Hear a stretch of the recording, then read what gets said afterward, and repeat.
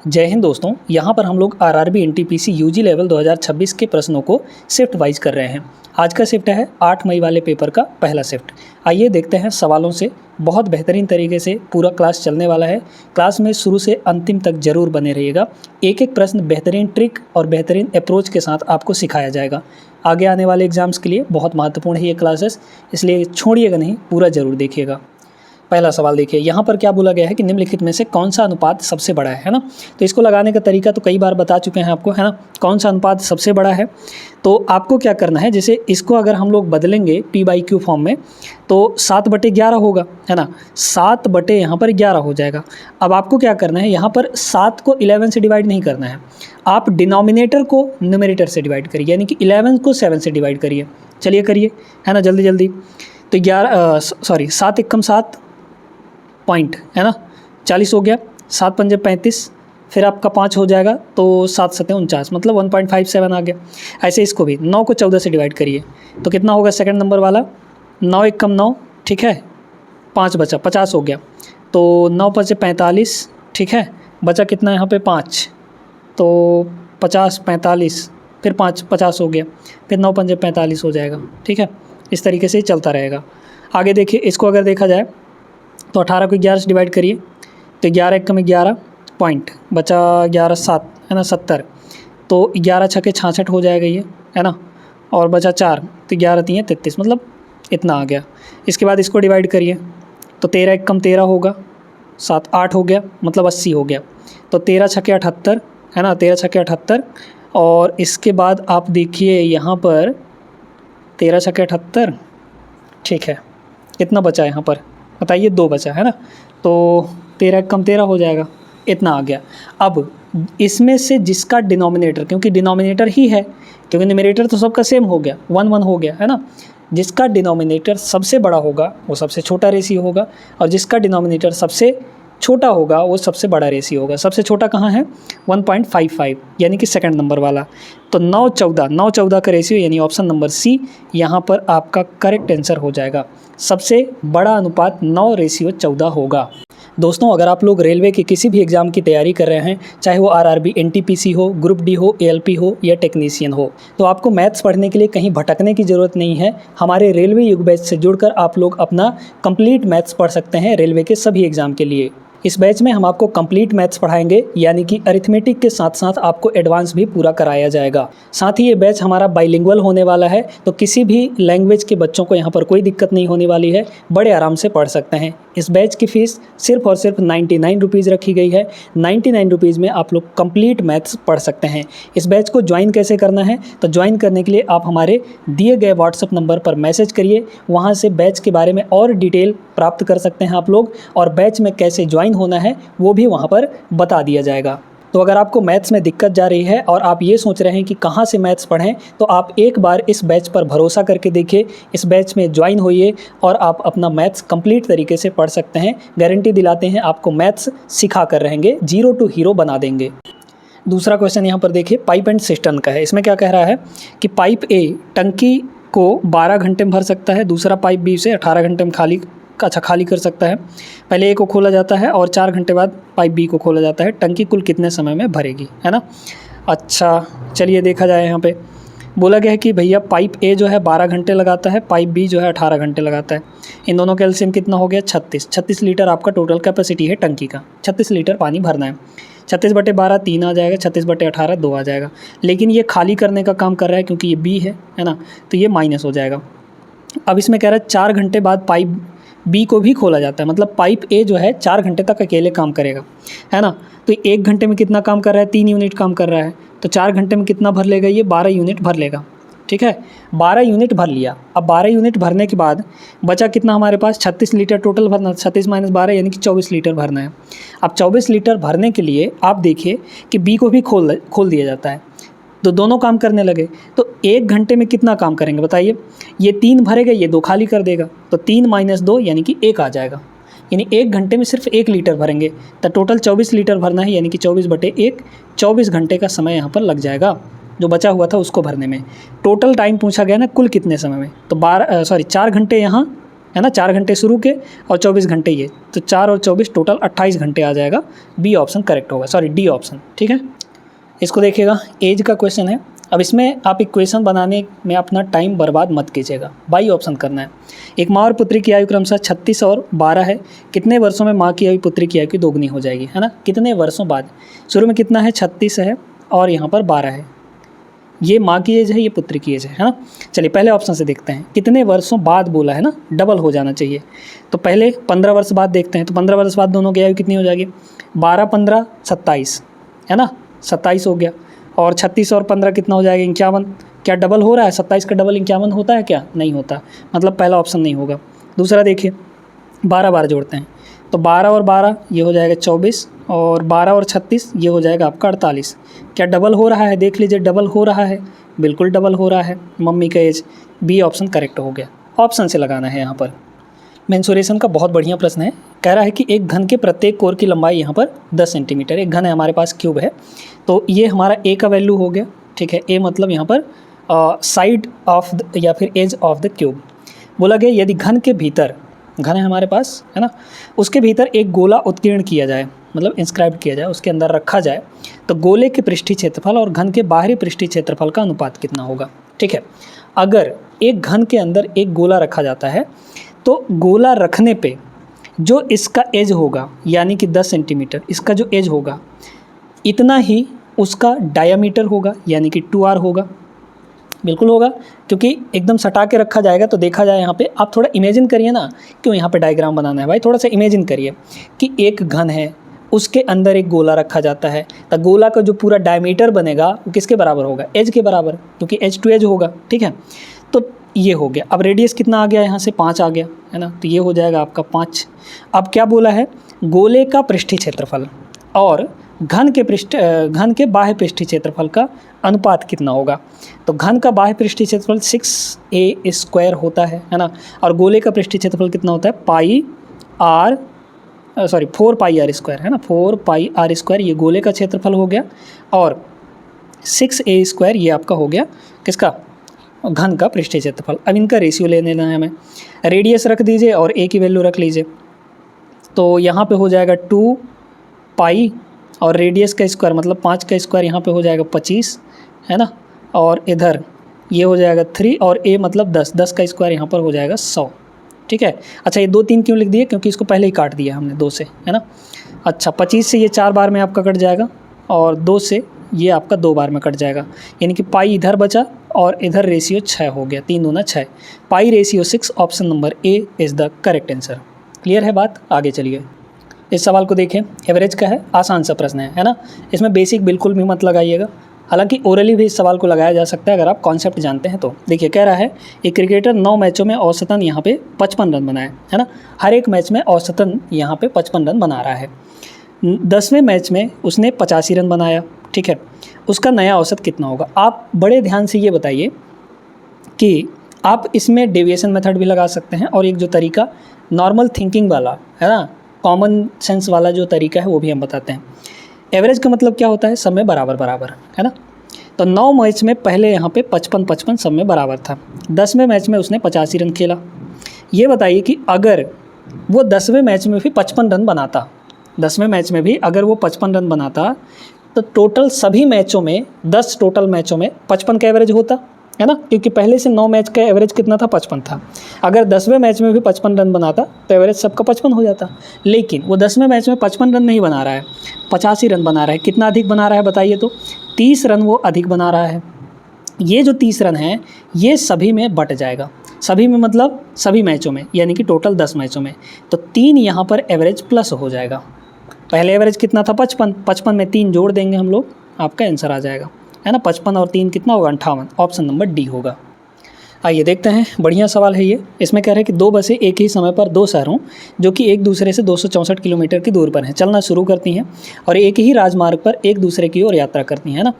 जैसे इसको ऐसे समझिए, एक बस यहाँ से शुरू की और एक बस यहाँ से शुरू की, इन दोनों के बीच में डिस्टेंस 264 किलोमीटर है। एक इधर आ रही है, एक इधर आ रही है। बोला गया है कि पहली बस की 22 स्पीड है, यहाँ पर इस बस की 22 किलोमीटर पर आवर है। दूसरे बस यहाँ पर 26 के स्पीड से चल रही है। बोला गया है कि दोनों बसें कितने समय के बाद यहाँ पर एक दूसरे से मिलेंगी, है ना।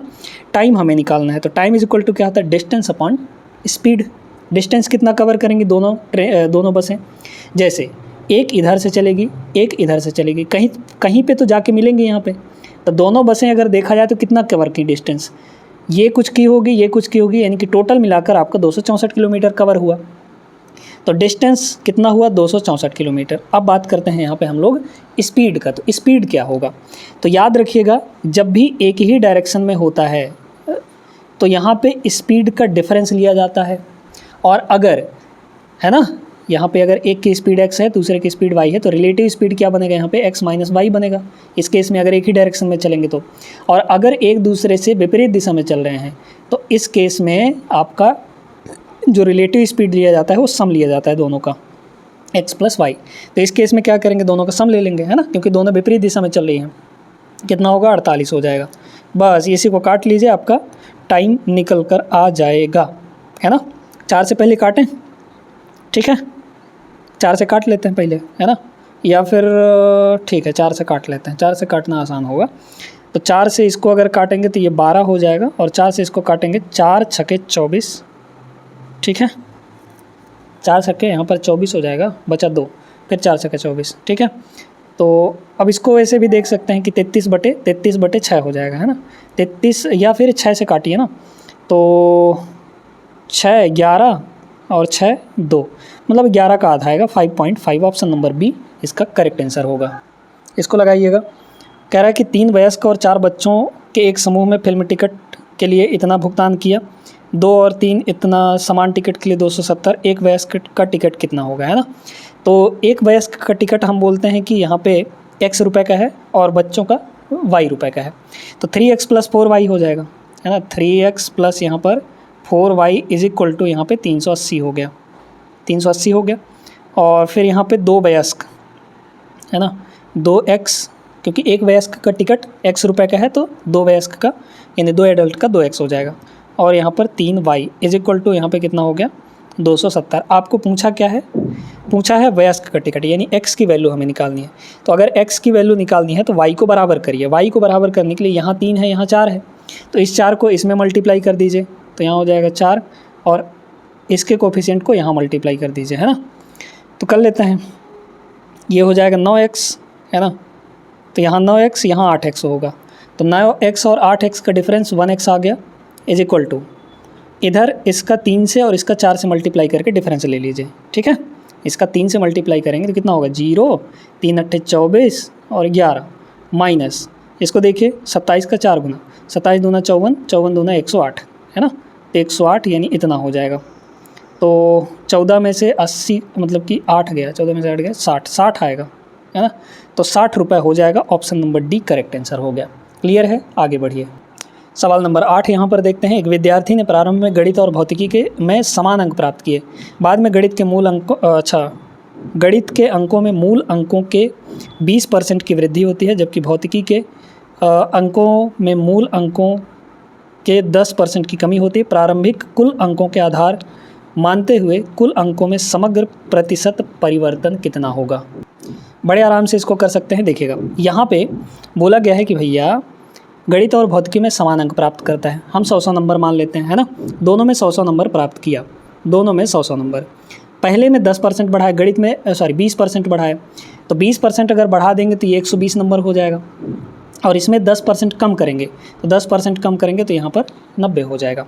अब क्या बोला है, इसको आधार मानते हुए कुल अंकों में कितने % की परिवर्तन हो गई, है ना। तो टोटल देख लीजिए, ये 200 हो जाएगा, है ना, और इधर देख लीजिए कितने का होगा, 9 210 होगा, तो 210 आ गया। अच्छा, तो अगर देखा जाए तो कितने का परिवर्तन आया, 10% का, 10%। लेकिन ये जो 10 आया है इंक्रीमेंट, ये 200 पर है ना, ये 200 पर है इंक्रीमेंट। हमें यहाँ पे 100 पर इंक्रीमेंट चाहिए, तो 100 पर इंक्रीमेंट लाने के लिए कितना हो जाएगा, ये 5 हो जाएगा, है ना। 5% का वृद्धि होगा, यानी ऑप्शन नंबर डी इसका करेक्ट आंसर हो जाएगा। ट्रिग्नोमेट्री का बहुत बढ़िया प्रश्न है। इसमें बोला जा रहा है कि साइन ए की वैल्यू 5/7 है, आपको इसकी वैल्यू निकालनी है ना। तो सीधे सीधे देखिए कि साइन क्या होता है, परपेंडिकुलर अपॉन हाइपोटेनस। ये पी है, ये एच है, तो आप बी यहाँ से निकाल सकते हैं, बेस निकाल सकते हैं, है ना।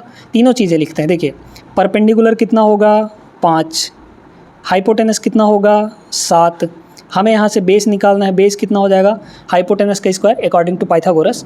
हाइपोटेनस का स्क्वायर यानी 7 का स्क्वायर माइनस 5 का स्क्वायर, 7 का स्क्वायर 49, 49 माइनस 5 का स्क्वायर 25, 49 माइनस 25 24 आ गया। 24 को लिख सकते हैं 2√6, है ना, 2√6 लिखा जा सकता है, क्योंकि 24 का मतलब 4 × 6 और 4 का वर्गमूल 2 होता है, 6 अंदर बचा रहेगा, 2√6 आ गया।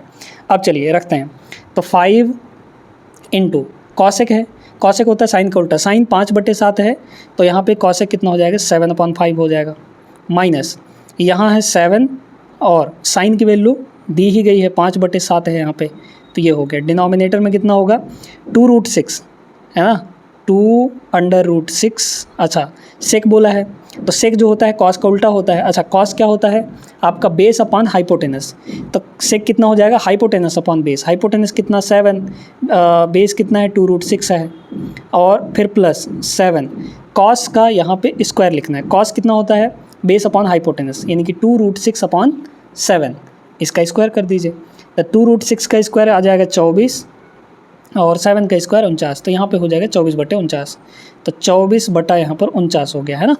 ये बस वैल्यू आपको याद है तो रखना है। चलिए देखिए 5 से 5 कट गया, 7 से 7 कट गया, 7 माइनस 5, ऊपर हो गया आपका 2, नीचे ये कट जाएगा तो 7 और प्लस यहाँ देखिए, अच्छा यहाँ पे 99 लिख दें, 49 होगा ना, यहाँ 49 होगा, तो 7 से ये कटेगा 7 बार में, तो ये हो गया 24 बटे यहाँ पर 7, 24/7, तो 7 ऊपर चला जाएगा, तो ऊपर हो जाएगा आपका 14 और नीचे 7 7 49 और 24 73 आ जाएगा, तो 14/73 इसका correct answer option number D होगा। ये सवाल तो ओरली लगाने वाला सवाल है, इसमें कुछ भी नहीं है ना। अगर ओरली नहीं लगा पाते हैं तो लिख के एक लाइन लिखना पड़ेगा, बाकी आपका आंसर आ जाएगा। देखिए कैसे, 5000 पर टी वर्षों के लिए 6% वार्षिक दर से जो ब्याज प्राप्त होता है, वही ब्याज 7500 रुपये पर 4 वर्ष के लिए 4% वार्षिक ब्याज दर से साधारण ब्याज के बराबर है। ठीक है, टी का मान हमें बताना है। देखिए ब्याज हमें दोनों साइड का बराबर करना है, तो पहले का ब्याज कितना होगा PRT/100, तो मूलधन इंटू दर कितना है 6% इंटू यहाँ पर टाइम कितना है T इज इक्वल टू, यही ब्याज किसके बराबर होगा 7500 रुपया इंटू रेट कितना 4% इंटू यहाँ पर टाइम कितना 4। तो देखिए बड़े गौर से आपको जो चीज़ें बताने जा रहे हैं उसको देखिए, ये 5000 का 6 गुना कितना होगा, पहले 2 0 निपटाइए। अब समझिए 50 का 6 गुना 300, 75 का 4 गुना 300, ये 300 और ये 300 इधर दोनों कट गए, तो टी की वैल्यू कितनी आ गई 4 आ गई, यानी 1 साल का जो ब्याज है वो हमारा बराबर है, तो टी की वैल्यू यहाँ पर 4 होगी, मतलब option number D is the correct answer. Algebra के कॉन्सेप्ट अगर आपको पता है तो ये सवाल 1 सेकंड के अंदर हो जाएगा। कैसे समझिए, 21 का क्यूब माइनस 2 का क्यूब माइनस 19 का क्यूब। अगर हम यहाँ पर देखें एलजेब्रा के कॉन्सेप्ट ये कहता है कि अगर a + b + c इन तीनों की वैल्यू 0 है सम, तो यहाँ पर a³ + b³ और +c³ ये वैल्यू आती है 3abc के बराबर। कंडीशन क्या है यहाँ पे, ये कंडीशन फॉलो होना चाहिए, तीनों का सम अगर 0 है तो ही ये होगा, अदरवाइज़ नहीं होगा। ठीक है, चलिए देखिएगा यहाँ पे 21 - 2 19, 19 - 19 0 आ गया ना, तीनों का सम 0 है, इसका मतलब 3abc होगा। तो 3a का मतलब 21, b का मतलब -2 और c का मतलब यहाँ पे -19। बस इन्हीं को मल्टीप्लाई करना है, और मल्टीप्लाई करने से बढ़िया है कि आप यूनिट डिजिट ले लीजिए, है ना। तो यूनिट डिजिट लेंगे अगर, तो 3 एकम 3 दूना 6, 6 6 नहीं हो 54, यानी कि 4 आएगा यूनिट डिजिट, तो ये ऑप्शन नहीं होगा, ये ऑप्शन नहीं होगा, 2 ऑप्शन होंगे। अच्छा 9 का मल्टीपल चेक कर सकते हैं क्या, देखिए कैसे, क्योंकि इसमें भी 3 है ये भी 3 है, तो 3 3 9, 9 से कटने वाला हमारा आंसर हो जाएगा। इसको देखिए 5 4 9, ये नहीं कटेगा, एक ही ऑप्शन बचा है, ऑप्शन नंबर फर्स्ट करेक्ट हो गया। चलिए आ जाइए इस सवाल को देखते हैं, बढ़िया प्रश्न है ये। कह रहा है कि एक पुस्तक विक्रेता ने 375 रुपये प्रति सेट की दर से पुस्तकों के 7 एक समान सेट खरीदे, है ना। ये विक्रेता खरीद रहा है कहीं और से, होलसेलर से, ठीक। कह रहा है 3 सेट को 16% प्रति सेट के लाभ पर बेचा और शेष सेट को 24% प्रति सेट के लाभ पर बेचा। देखिए 3 सेट को वो 16% के प्रॉफिट में बेच रहा है, और बाकी के जो 4 सेट बचे उनको 24% के प्रॉफिट में बेच रहा है ना। तो ओवरऑल पहले तो प्रॉफिट निकाल लीजिए, कितने का प्रॉफिट आया उसको, है ना। तो यहाँ देखिए 16 3 48 प्लस, क्योंकि ये भी प्लस है, 24 चौक 96, है ना, डिवाइड बाई कितना हो जाएगा, 7 हो जाएगा। 8 6 14 के 4 9 4 13 इतना आ गया, डिवाइड बाई 7, इतने परसेंट का टोटल यहाँ पे आपका प्रॉफिट होने वाला है। ठीक है, इतने परसेंट का प्रॉफिट आप निकाल लीजिए। कितना था एक सेट का बताइए यहाँ पे, 375, है ना, 375 इतना आ गया, ये सही है ना। 8 6 14 4 13 1 14, ठीक है। 24 चौक 96, 16 3 48, ठीक है। चलिए इतने परसेंट का 375 रुपया में यहाँ पे 144%, 144 डिवाइड बाई 7, इतना परसेंट यहाँ पे निकाल लेंगे। 7 से तो कटेगा नहीं, है ना, क्योंकि हमें टोटल लाभ चाहिए था। ठीक है, टोटल लाभ इतना, तो 375 से तो ऊपर ही आएगा। अच्छा 3 3 35, ये 25 हो जाएगा, नहीं कटेगा 7 से, है ना। तो एक काम करते हैं हम लोग, 375 अलग कर लेते हैं, क्योंकि 100% अगर देखा जाए इसमें, एक सेकंड, 100 नहीं, ठीक है, क्योंकि अच्छा ठीक, ये जो इतना परसेंट आएगा ये आपका एक सेट में आएगा, इतने परसेंट का प्रॉफिट। हमें टोटल 7 सेट में प्रॉफिट चाहिए, है ना। तो 7 सेट में प्रॉफिट निकालने के लिए 7 से मल्टीप्लाई भी करना पड़ेगा।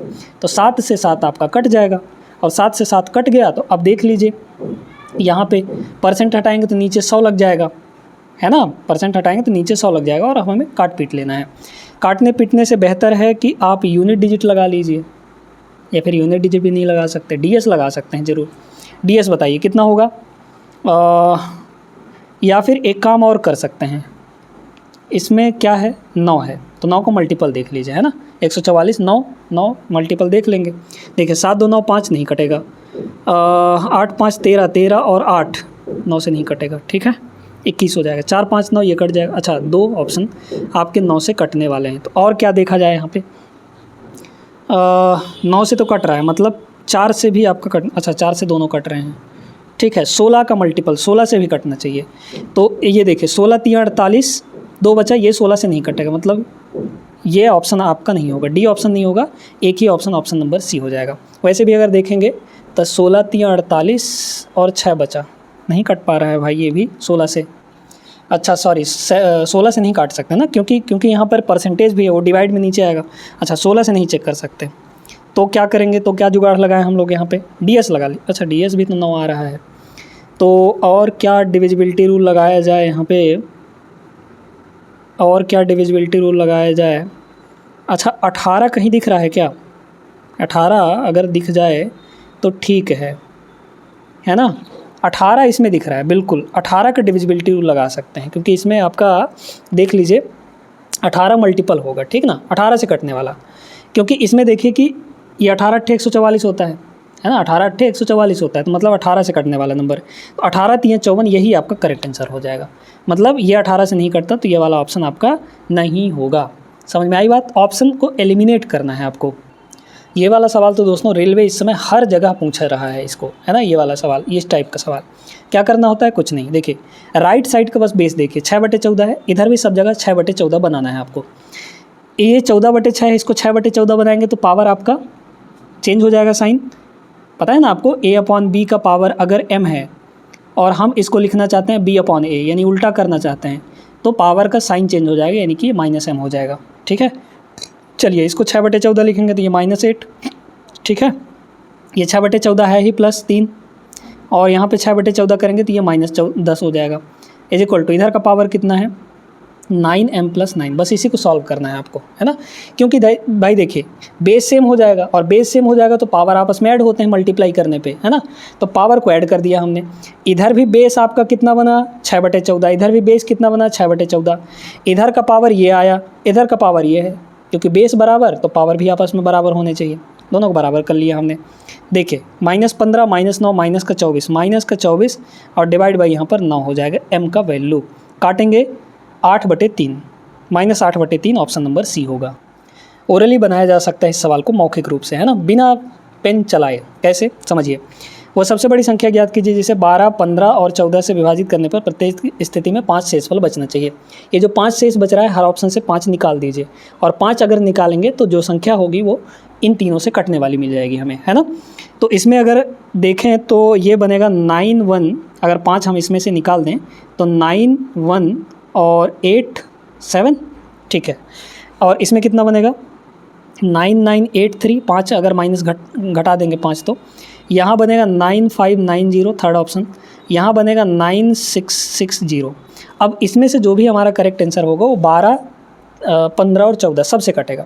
तो पहले 15 का रूल समझते हैं। 15 का रूल यानी 3 और 5 दोनों से कटने वाला। ये 5 से नहीं कटेगा, ये 5 से नहीं कटेगा, क्योंकि 5 से कटने के लिए लास्ट का जो डिजिट है वो 0 या 5 होना चाहिए, यहाँ नहीं है। अच्छा, ये दोनों 5 से कटेंगे। अब 3 से चेक कर लीजिए कौन सा कटेगा। तो 3 से ये आपका कट जाएगा, 9, 6, 6, ये 3 से कट रहा है। ये आपका 9 कट गया, 3 से 5 नहीं कटेगा, ये ऑप्शन भी नहीं होगा। ये ऑप्शन नंबर डी इसका करेक्ट आंसर हो जाएगा।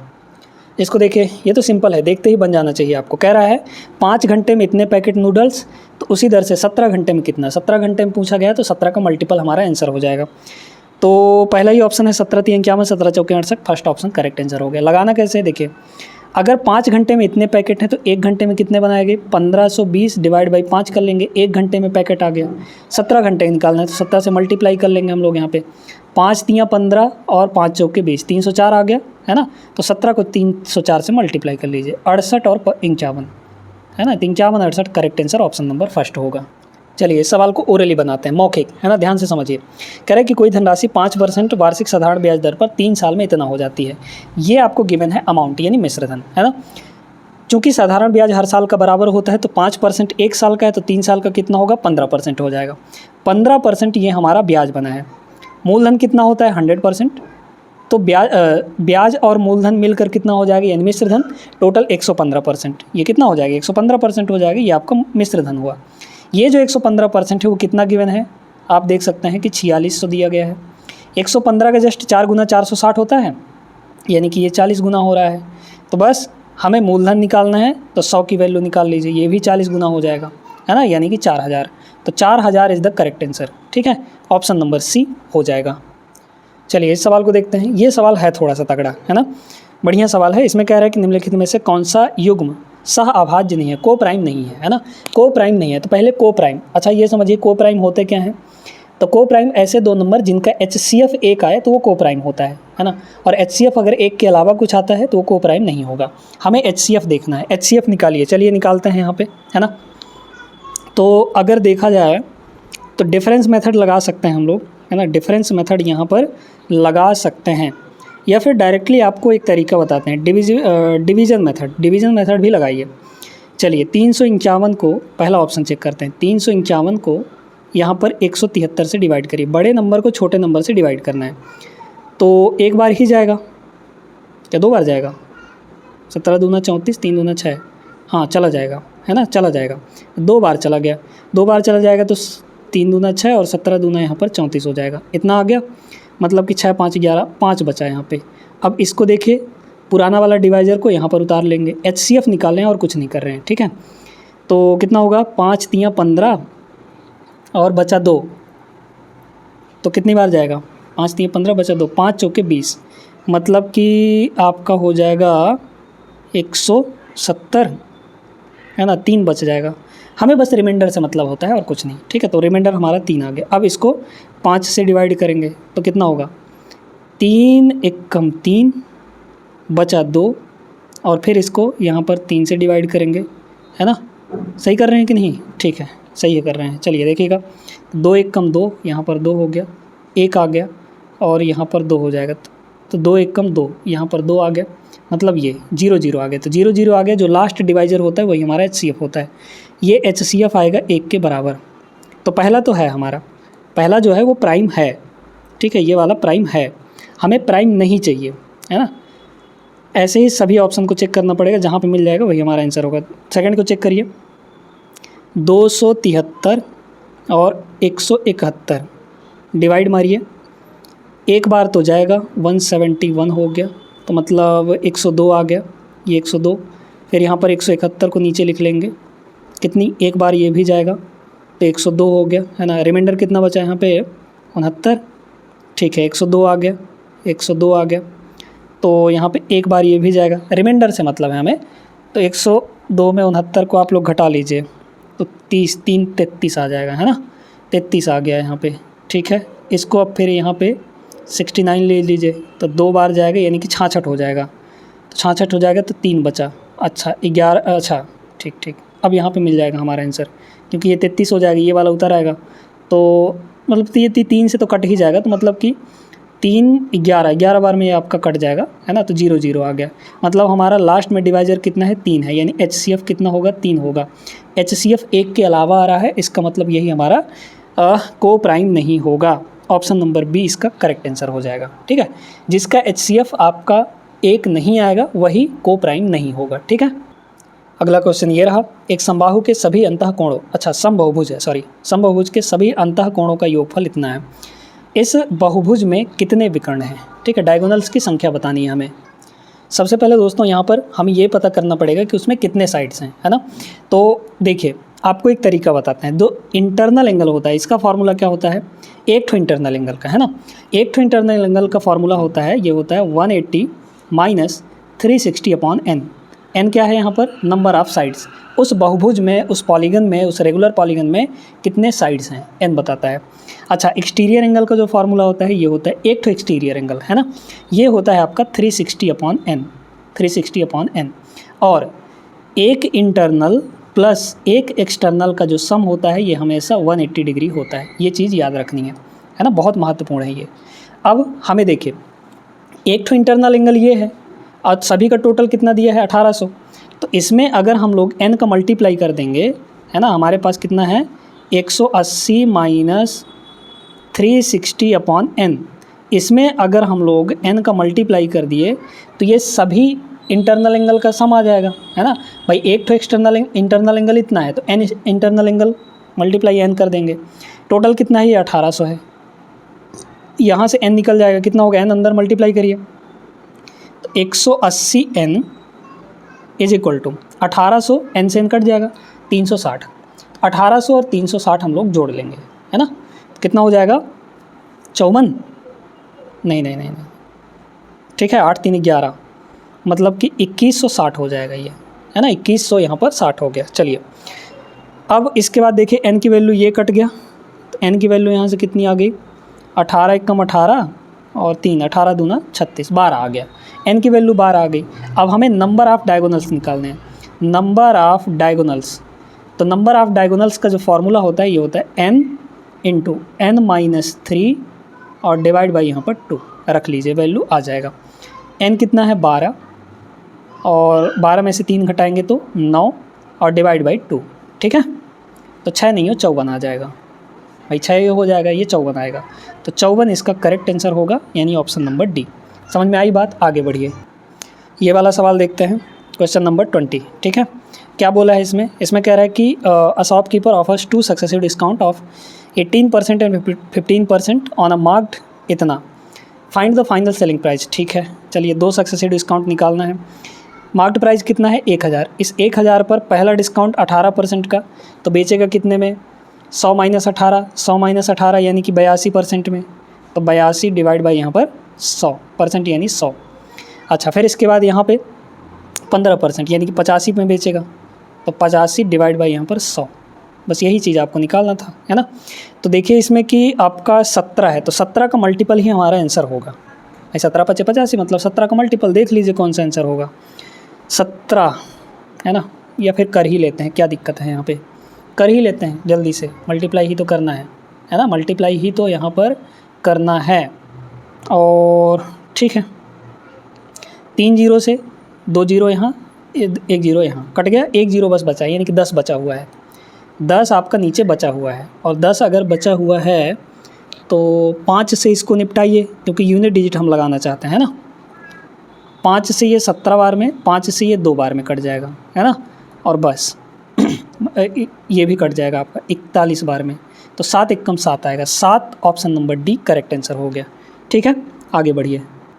सक्सेसिव का फार्मूला लगाना है इसमें, और कुछ भी नहीं है। यदि किसी व्यक्ति के वेतन में 15% बढ़ा फिर 12% कम हो गया, तो 15% बढ़ाना और 12% कम करना है। ठीक है, A plus B plus A B upon 100, यही ना होता है फार्मूला। तो ए प्लस बी करिए पहले, तो 15 माइनस 12 यानी कि 3 हो गया। फिर इन दोनों की मल्टीप्लाई, तो प्लस माइनस माइनस आएगा मल्टीप्लाई करने पे, 12 और 15 180, 180/100 यानी कि 1.8 हो जाएगा। फार्मूला जानते हैं ना, ए प्लस बी अपॉन 100, यही तो होता है सक्सेशन निकालने का, है ना। तो बस यहाँ पे 1.2 आ जाएगा, है ना, 1.2 आ जाएगा। पॉजिटिव आया है ना, मतलब वृद्धि होगा, है ना, क्योंकि ये पॉजिटिव आएगा, पॉजिटिव का 1.2 आएगा। Option number A correct answer होगा। सी मत मार दीजिए, क्योंकि माइनस में नहीं आया, माइनस आता तो कम ही होता। इस सवाल को देखिएगा, बढ़िया प्रश्न है, सिंप्लीफाई करना है आपको, है ना। तो पहले नीचे की बात करते हैं। नीचे अगर यहाँ देखा जाए तो ये 5√3 है। अच्छा, इसको क्या लिख सकते हैं, इसको हम लोग लिख सकते हैं यहाँ पे 25 × 2, 25 का मतलब 5 बाहर आ जाएगा, 5√2 हो गया ये। इसको क्या लिख सकते हैं 4√2, है ना, क्योंकि 16 × 2 होगा तो 16 का √4, ये 4√2 हो जाएगा। ठीक है, यहाँ कितना होगा, इसको लिख सकते हैं 4 × 3, तो 4 का √2, 2 बाहर आएगा, 2 से मल्टीप्लाई 4, तो यहाँ बन जाएगा ये 4 और √3 अंदर हो जाएगा, है ना। तो बस देख लीजिए कितना होगा आंसर, 5√3 माइनस 4√3, तो 1√3 आ गया। ऊपर कितना है 3 + √6, नीचे कितना हो जाएगा 5 माइनस 4√3, तो यानी कि 1√3 बचा। और यहाँ देखिए 5√2 माइनस, ये माइनस है ना, 4√2, तो यानी कि प्लस का 1√2 बचेगा सिर्फ। अब इनको क्या करना है, रेशनलाइज करना है, इसका साइन चेंज करके ऊपर मल्टीप्लाई कर दीजिए, तो यहाँ कितना होगा √3 माइनस √2 हो जाएगा। और नीचे क्या करते हैं, अच्छा नीचे भी वही करना पड़ेगा ना भैया, नीचे भी यहाँ पर वही करना पड़ेगा, √3 माइनस √2, ठीक है। तो ऊपर मल्टीप्लाई करिए, ये हो जाएगा 3√3, देखते जाइए। और इसका इससे मल्टीप्लाई करेंगे तो 3√2 हो जाएगा माइनस का, इसको इससे मल्टीप्लाई करेंगे तो 6 × 3 = 18, रूट का 18 होगा, रूट का 18 का मतलब 3√2, है ना, तो ये हो गया 3√2 और माइनस का 6 × 2 = 12 हो जाएगा, 12 का मतलब 2√3, ये आ गया। और डिनोमिनेटर में क्या होगा, a + b a - b मतलब दोनों का स्क्वायर का डिफरेंस, 3 का √3 का स्क्वायर 3 और 2 √2 का स्क्वायर 2 हो जाएगा। बस यहीं पे आपको देखना है, देखिए ये तो कैंसिल आउट होगा, 3√3 में से 2√3 जाएगा तो 1 ठो √3 बचेगा और नीचे तो 1 आएगा। Option number A correct answer हो गया। क्वेश्चन नंबर 23 देखिएगा, बहुत बढ़िया प्रश्न है। इसमें कह रहा है कि एक समचतुर्भुज के विकर्ण परस्पर लंबवत हैं, एक दूसरे को समद्विभाजित करते हैं। अच्छा, एक विकर्ण दूसरे विकर्ण से 10 सेंटीमीटर अधिक लंबा है। यदि समचतुर्भुज का क्षेत्रफल इतना है तो समचतुर्भुज का परिमाप कितना होगा, है ना। चलिए देखिएगा, फार्मूला क्या होता है दोस्तों, रोम्बस है ना। तो रोम्बस का जो एरिया होता है वो फार्मूला बनता है 1/2 × d1 × d2, यानी कि पहला डायगोनल इंटू दूसरा डायगोनल, ठीक है। यही जो एरिया आपको गिवन है वो कितना दिया गया है, 600 के बराबर। अब इसमें कह रहा है कि एक ठो विकर्ण दूसरे का 10 सेंटीमीटर ज़्यादा है। अगर पहला विकर्ण हम a मान लें तो दूसरा विकर्ण क्या होगा, a + 10 हो जाएगा, है ना, एक ठो ज़्यादा है। अब इसी में रख लीजिए, तो ये 2 उधर चला जाएगा, मतलब कि कितना हो जाएगा, 6 × 2 = 1200 हो जाएगा। तो a हमारा यहाँ पे d1 हो गया और d2 कितना होगा, a + 10 हो जाएगा, a + यहाँ पर 10 हो जाएगा और ये वैल्यू 6 × 2 = 1200 के बराबर हो गई। आपको इसका परिमाप पूछा गया है, तो परिमाप जो होता है ये होता है आपका, अच्छा विकर्ण दिया है ना, ठीक है, विकर्ण दिया है तो परिमाप भी आपका निकल जाएगा। पहले d1 d2 निकालिए, है ना, d1 d2 यहाँ पर अगर निकालेंगे तो ऐसे 2 वैल्यू देखिए जिसमें यहाँ पे थोड़ा सा अगर दिमाग भिड़ाया जाए तो a की वैल्यू हमें मिल सकती है ना। तो पहले 1200 को आधा करिए, 600, है ना, 600 कर दिए तो डिफरेंस अगर देखा जाए, अच्छा 40 और 30 तो 1200 होता है, मिल गया हमें यहाँ पे, है ना, मिल गया हमें यहाँ पे। तो बस 40 और 30 हो जाएगा, ये आपका 30 होगा, थोड़ा सा सोचेंगे तो पता चल जाएगा, ये 40 होगा, ये 30 होगा, ये 40 होगा, क्योंकि a + 10 मतलब 30 + 10 40 हो जाएगा। इन दोनों को मल्टीप्लाई यहाँ पे आ जाएगा, ठीक है। a की वैल्यू पहला डायगोनल दूसरा डायगोनल मिल गया। अब हमें यहाँ पर क्या निकालना है, परिमाप। तो पेरीमीटर का फार्मूला क्या होता है, ये होता है 2, ठीक है, और √d1² + d2², ठीक है। तो 30 का स्क्वायर प्लस 40 का स्क्वायर, ये 50 का स्क्वायर आता है, तो 50 दूना 100 आ जाएगा, मतलब बी ऑप्शन करेक्ट हो जाएगा भाई। 30 40 दोनों का स्क्वायर करके सम करेंगे तो 30 का स्क्वायर 900, 40 का स्क्वायर यहाँ पे 1600, तो 900 और 1600 2500 हो गया, 2500 का वर्गमूल लेंगे, यहाँ पर 2500 आएगा, 2500 का वर्गमूल 50, 50 दूना 100 आ गया। B option is the correct answer. Perimeter का फॉर्मूला होता है 2√d1² + d2², पहला डायगोनल प्लस दूसरा डायगोनल। ठीक है, समझ में आ गई बात, आगे बढ़िए। क्वेश्चन नंबर 24 देखें, क्या बोला है। अर्शदीप, संदीप और ये 3 मित्र कार द्वारा यात्रा पर हैं। 3 घंटे में इतना की औसत चाल से ड्राइव करता है। संदीप अगले 4 घंटे इतने की स्पीड से चलता है। अवतार अगले 3 घंटे इतने की स्पीड से चलता है। वे ठीक 10 घंटे के पश्चात 3, 4, 7, 3, 10 ठीक है गंतव्य पर पहुंच जाते हैं। यात्रा के दौरान उसकी औसत चाल क्या होगी। एवरेज स्पीड क्या होती है, total distance upon total time. Total distance निकालिए, देखिएगा। तो अगर देखा जाए डिस्टेंस कितना होगा, हमें सिर्फ डिस्टेंस से मतलब है ना। डिस्टेंस होता है स्पीड इंटू टाइम। 52 का स्पीड 3 घंटे, तो 52 तियाँ कितना हो जाएगा, 52 3 दूना 6, 156 प्लस पहला डिस्टेंस, दूसरा डिस्टेंस कितना 4 65, 4 65, 6 चौके 24, 24 और 20 मतलब 240 और 20 260 हो गया। 65 इंटू 4 करेंगे तो 65 का डबल 130, 130 का डबल 260 प्लस 3 का 76 से मल्टीप्लाई के लिए 6 3 18 और 22 ये आ गया। डिवाइड बाई आपको टोटल टाइम लिखना है, ये टोटल डिस्टेंस है, divide by total time. Total time कितना हो जाएगा यहाँ पे 10 घंटे, बस इसको जोड़ घटा लीजिए। देखिए तो आपका आ जाएगा 6 8 6 14 के 4 हासिल 1, 2 1 3, 3 और 6 9, 9 5 14, 14 के 4 हासिल 1, 1 और 2 3, 3 2 5, 5 1 6 डिवाइड बाई यहाँ पर 10 आ जाएगा, यानी कि 64.4, 64.4 ऑप्शन नंबर डी होगा। पाइप एंड सिस्टम का बढ़िया प्रश्न है। एक टैंक को पाइप पी द्वारा 8 घंटे में क्यू द्वारा 4 घंटे में भरा जा सकता है ना। 8 और 4 दोनों कैल्शियम 8 लीटर आ गया है ना, 8 लीटर हमारा टंकी है। अब कह रहे हैं यदि क्यू से शुरू करते हैं और अच्छा लीजिए इफ़िशेंसी 8/8 2 सॉरी 8/4 2 आ जाएगा। इफ़िशेंसी इनकी आ गई, 1 घंटे में कितना भरेंगे। फिर कह रहा है क्यू से शुरू करना है, दोनों पाइप प्रत्येक एकांतर रूप से 1-1 घंटे के लिए काम करते हैं। टैंक भरने में कुल कितना समय लगेगा, देखिएगा पहले घंटे ये पी का है, ये क्यू का है। क्यू से शुरू करना है तो क्यू पहले घंटे काम करेगा, पहले घंटे क्यू काम करेगा 2 यूनिट, उसके अगले घंटे पी काम करेगा 1 यूनिट, यानी फिर इसके बाद आपका तीसरे घंटे क्यू काम करेगा, फिर चौथे घंटे पी काम करेगा। इस तरीके से साइकिल रिपीट होने लगेगा। तो इन 2 घंटे में अगर 2 घंटे में देखा जाए तो 2 और 1 3 यूनिट काम हो गया। हमें 8 लीटर पहुंचना है, 8 लीटर भरना है, तो इसको 8 के करीब ले जाना है तो 2 से मल्टीप्लाई करना पड़ेगा, क्योंकि 3 अगर करेंगे तो 9 पहुंच जाएगा, 8 से ज़्यादा। इसको भी 2 से मल्टीप्लाई करिए, यानी कि 4 घंटे में आपका 6 लीटर पानी भरा गया। 4 घंटे में 6 लीटर तक हो चुका है। अब 2 लीटर बचा हुआ है, क्योंकि टोटल 8 लीटर है, 6 भरा चुका है, 2 लीटर और भरना है। तो 2 लीटर आगे कौन काम करेगा, क्यू। तो क्यू जो है 1 घंटे में 2 लीटर भर देगा, बस ख़त्म कहानी। तो 4 घंटा यहाँ, 1 घंटा यहाँ, यानी कि टोटल 5 घंटे आपका समय लगेगा। फिक्स 5 घंटा, option number A correct answer हो जाएगा। क्वेश्चन नंबर 26 देखिएगा। क्या कह रहा है, चित्रा को 2200 के अंकित मूल्य वाले वाटर कूलर पर 40% की छूट मिलती है। इतना अतिरिक्त छूट मिलती है तो वह कुल कितना भुगतान करेगी। ठीक है, बहुत आसान है। देखिए पहली बात तो यहाँ पर 11 से कटने वाला नंबर होगा आपका आंसर, क्योंकि 2200 उसका अंकित मूल्य है, तो 22 में 11 छुपा हुआ है।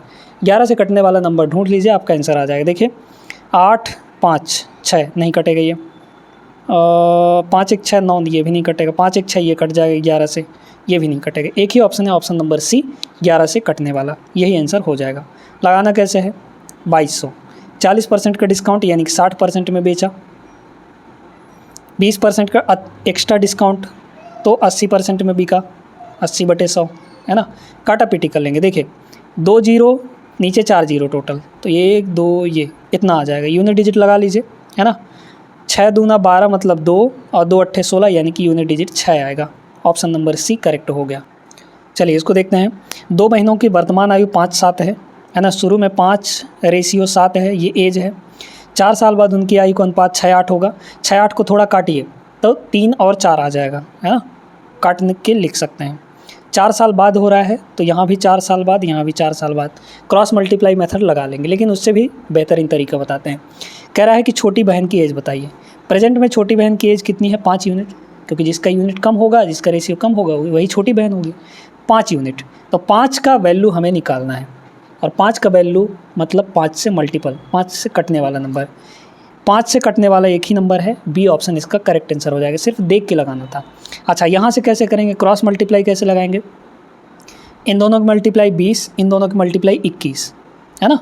तो 21 और 20 का डिफरेंस कितने का आएगा, 1 का। 1 की वैल्यू कितनी होगी, यहाँ देखिए इन दोनों का डिफरेंस क्रॉस मल्टीप्लाई करके 12 और 16 का डिफरेंस 1 आएगा, सॉरी 4 आएगा, है ना। तो 1 की वैल्यू 4 हो गई, हमें 5 की वैल्यू चाहिए थी, तो 5 की वैल्यू यहाँ पर कितनी हो जाएगी, 5 चौके 20 हो जाएगा। 7 का वैल्यू चाहिए तो 7 चौके 28 हो जाएगा, ठीक है। तो छोटी बहन का एज 20 वर्ष होगा। डिविजिबिलिटी रूल वाला क्वेश्चन है, 88 से डिविजिबल कौन सा नहीं है ना। चलिए, तो 88 का रूल ये कहता है कि 11 और 8 दोनों से कटना चाहिए, तभी वो 88 से कटेगा। अगर इनमें से किसी एक से भी नहीं कटा तो 88 से डिविजिबल नहीं होगा। पहले को चेक करते हैं। तो 8 का रूल क्या कहता है, लास्ट के 3 डिजिट, है ना, लास्ट के 3 डिजिट देखते हैं, 968। अब इसमें भी लास्ट के 3 डिजिट में भी कई बार आपको बता चुके हैं, जो लोग रेगुलरली पढ़ते हैं हमसे उनको पता होगा।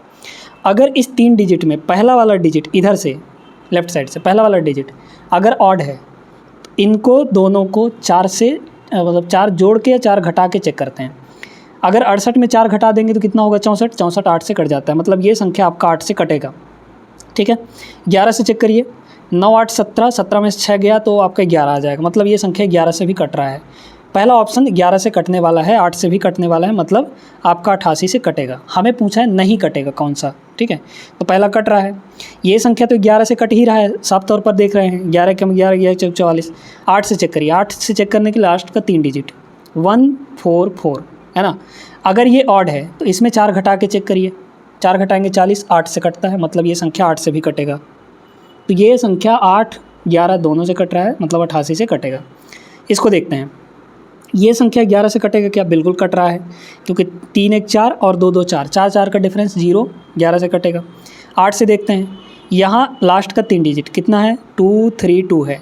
अगर ये इवन है तो इसको एज इट इज़ 8 से काटते हैं, 32 8 से कटता है, मतलब ये संख्या 8 से कटेगी। एक ही ऑप्शन बचा है, ये इसका करेक्ट आंसर हो जाएगा। मतलब कि ना कटने वाला 88 से एक ही ऑप्शन होगा, ऑप्शन नंबर डी, ठीक है। तो D option is the right answer. Check कर सकते हैं आप, ये 11 से नहीं कट रहा है, क्यों, ये 6 है और अल्टरनेट यहाँ 8, 8 और 6 का डिफरेंस 2 आएगा, 2 11 से नहीं कटता है ना। तो वैसे भी देख के पता चल रहा है। यहाँ पर एवरेज का क्वेश्चन है, इसमें कह रहा है 5 संख्याओं का औसत इतना है, एक संख्या हटा दी जाए तो शेष 4 संख्याओं का औसत इतना हो जाता है। हटाई गई संख्या कितनी होगी, डेविएशन मेथड लगा लीजिए। कैसे, देखिए अब उल्टा आप करिए भाई, 5 का एवरेज कितना है, 5 का एवरेज 18.5 है ना। एक इसमें से हटाया गया, उसका एवरेज हमें नहीं पता, है ना, यानी वो संख्या नहीं पता। और इसके बाद 4 का कितना बचा, 16 हो गया।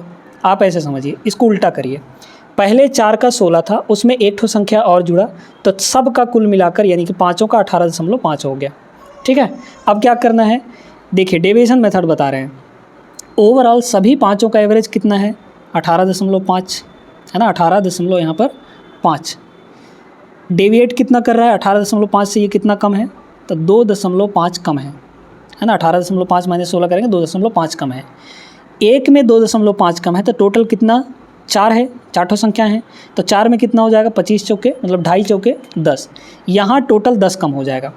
इधर अगर 10 कम है तो इधर 10 ज़्यादा होगा, इधर 10 ज़्यादा होगा, है ना, और इधर 10 ज़्यादा होगा टोटल में, तो एक में कितना ज़्यादा होगा, वही 10 ही ज़्यादा होगा। 10 ज़्यादा कर लीजिए, इसमें 10 ज़्यादा कर लेंगे हम लोग, यानी कि 28.5 आ जाएगा। 28.5 option number A correct answer होगा।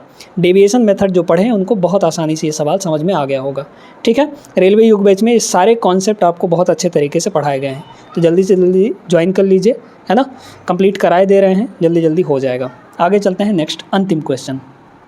देखिए पार्टनरशिप का सवाल है, ABC 60, 80 और 120 का इन्वेस्ट करके व्यवसाय शुरू करते हैं। 1 साल बाद इतना सी का हिस्सा बी से कितना देगा, ठीक है। देखिए यहाँ पे 1 साल बाद ही है, तीनों का टाइम बराबर है, तो जो इनके इन्वेस्टमेंट का रेशियो होगा वही प्रॉफिट का रेशियो होगा। सीधी सी बात है, जितना इनके इन्वेस्टमेंट का रेशियो वही प्रॉफिट का रेशियो।